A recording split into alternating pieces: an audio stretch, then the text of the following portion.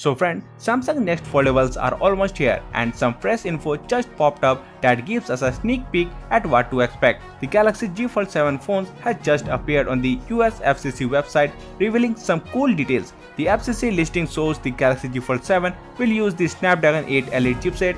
If you don't know, this is a new super fast and powerful chip as it is the same one Samsung used in its latest Galaxy S25 series. So the Z Fold 7 will likely be quick, smooth and great for gaming or multitasking. In addition, the listing also shows different models numbers like SM-F966W and SM-F966U1 and SM-F966U. This probably means Samsung will release versions of the phone in different countries. And in addition to the processor, the listing confirms the Galaxy Z Fold 7 will support many useful features like it will have 18 different 5G bands and NFC support. Wireless charging and reverse wireless charging will be available, and it also supports ultra-wideband technology which helps in precise location tracking. Samsung Galaxy Z Fold 7 will reportedly feature the powerful Snapdragon 8 Elite chipset, a 200 megapixel main camera and Android 16 based One UI 8, and it will support 25-watt wired charging and come with a slightly smaller